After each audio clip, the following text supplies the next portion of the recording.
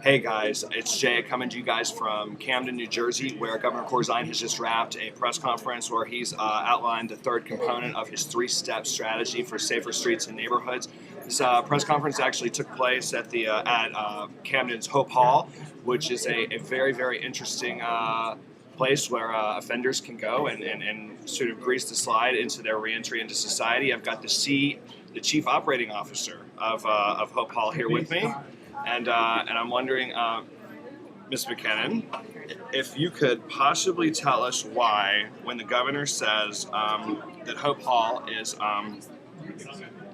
40 percentage points lower in terms of recidivism than the rest of the state, that must be something you're very proud of. We are really proud of that. Thank you for bringing that up. Volunteers of America, Hope Hall being our largest facility, is committed to providing the services to offenders that they need to be successful when they come home.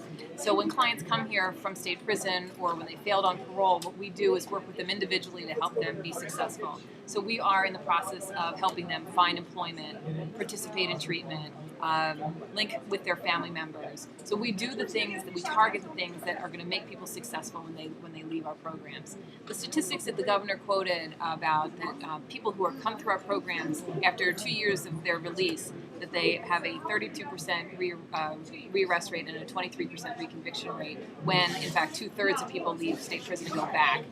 We're really proud of the numbers that we have, and I think that in fact an updated study will show that we're doing an even better job.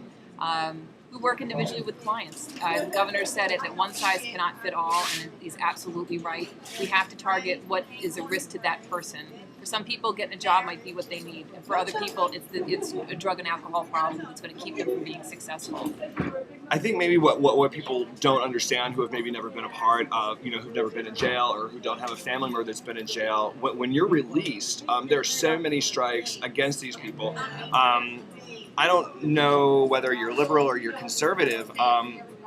Either way, I mean, as a taxpayer in New Jersey, that's got to be something that the recidivism rate is costly. It is. I don't think that this anymore is a liberal issue, or providing reentry services is being perceived as being soft on crime. And if people perceive it that way, I think it's a very myopic view. In fact, that if you invest in people to be successful, that we all benefit.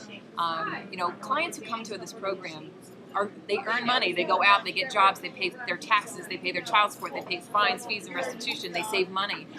None of that could occur if they were behind the wall and they weren't provided a transitional opportunity home. So for anyone to think that being hard on crime is the only way to go is a very myopic view. And in fact, what we realize is that being hard on crime, locking people back up, does not provide them any greater success of not committing future crime or getting locked back up. So putting people in the deep end of the system is really not benefiting any of us. There are some people that maybe don't need to be in the community for a period of time. However, 95% of people are coming home, and we all have to make a decision, liberal or otherwise. How do we want them to come home? And personally, we all, and professionally, we all believe this is the moral thing to do, but also just makes economic sense as well. And the governor's plan, sorry about that, articulated that as well. The governor's chief counsel, Ken Zimmerman, described this program as the perfect balance of carrots and sticks. I think that's a really, I couldn't hear in the governor's plan necessarily. I heard a lot of carrots, which is great for me, and I'm all about the carrot, and I've told prosecutors and stuff that the stick doesn't work. It just doesn't. Our guys are not afraid of going back to prison. In fact, too often they're headed back there. Interesting. What they're most afraid of is the things that they haven't done, like get a job or save money or go back home or stay clean, and those are the things that present the biggest challenges for them. Wait a minute. Let me just stop you right there. What you're suggesting is that these people are more acclimated to this vicious cycle than they are to maybe sort of stepping out and leading a productive life. That's startling. Yeah, it would be if you never worked in this field before. Yeah, I mean, I've been here 11 years working with folks coming out of prison, and I've heard that on more than one occasion.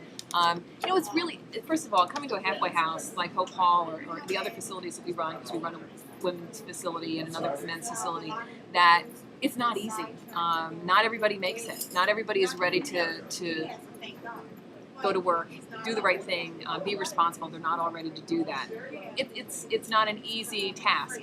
For some of them, it's a lot easier to stay in prison and then be released and then that they don't want to do the hard work up front. All of the men and women that we serve through Volunteers of America, they're required to do this hard work, getting a job, participating in treatment, reunifying with their families. It's not an easy thing for them to do, and that's what we're privileged to be able to help them with every day. Hope House, where we are right now, is actually, I guess, the flagship outfit of the local Volunteers of America.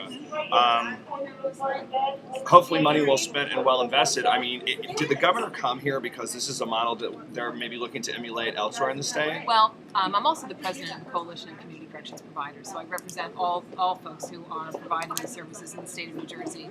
And in fact, there are lots of programs like Hope Hall, some larger, some smaller, by 10 different community providers, some residential, some non-residential. In fact, the Coalition of Community Corrections Providers serve more than 11,000 people a year coming home from prison, whether that's in a day reporting center, as the Chairman Barnes mentioned, or through halfway houses like this, funded mostly by the Department of Corrections.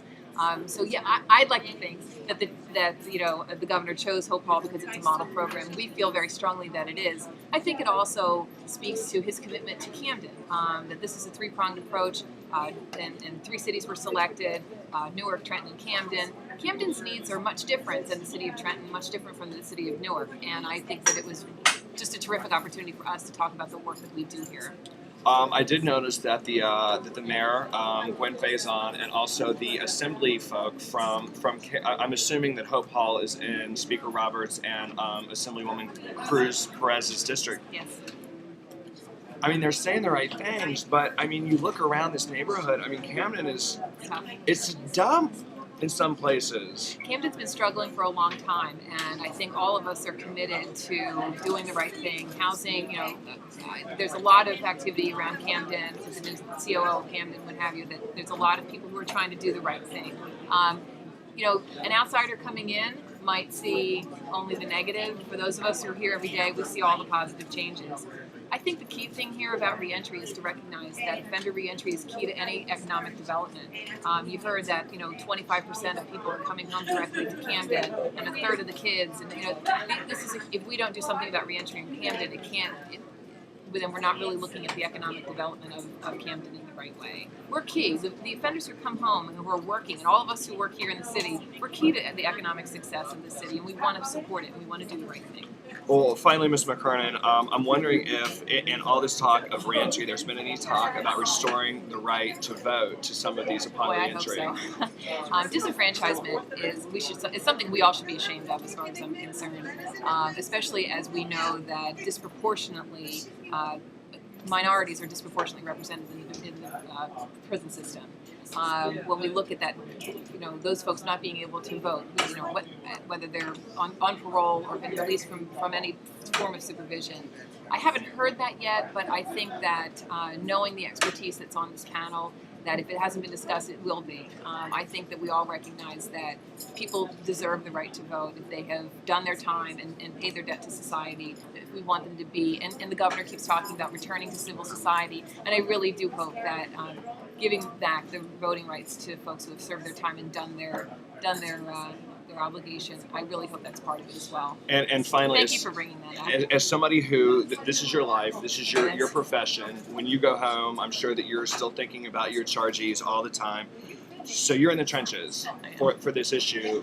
When you hear the governor and this panel talking about these kinds of ideas, do you feel like this is going to make your life easier and better, trying to help people? I hope so. I'm so proud of the guys who come, the men and women that we get to serve every day. I'm proud of the staff that work in this program every day, and I'm thrilled that the work that we are all doing, not only with Volunteers of America, but as a coalition of community corrections providers, that work is being recognized.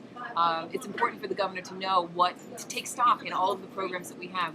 The chairman said it about the kinds of programs that parolees have the opportunity to go through. I think that we have a unique opportunity to build on the infrastructure that we have and to make it even better. And I'm just so glad that it's really getting the attention that it needs, because for a long time I don't think people were giving it the attention that it required. Ms. McKernan, thanks for your time. Thank you so much. You're welcome.